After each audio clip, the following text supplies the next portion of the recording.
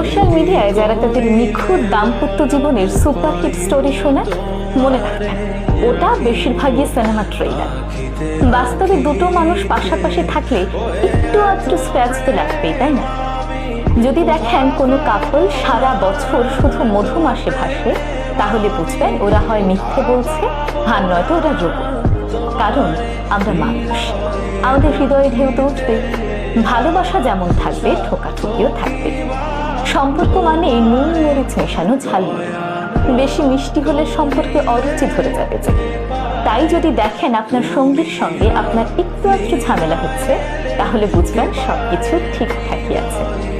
আসল কথা হলো দিন শেষে দুজনে একসাথে বসতে পারা, ভুলগুলোকে মেনে নেওয়া আর ভবিষ্যতের দিকে তাকানো।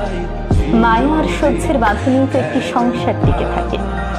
বাইরের চকচকে জীবনে ভুলবেন না, ওগুলো সবই ক্যামেরার কারসাজি। তাই নিজের সঙ্গীকে নিয়ে যেমন আছেন তেমনই থাকুন। একটু ভালোবাসুন, একটু শাসন করুন।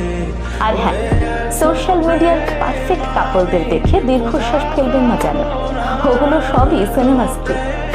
আমাদের জীবনটা নাটকের চেয়েও নাটকীয়।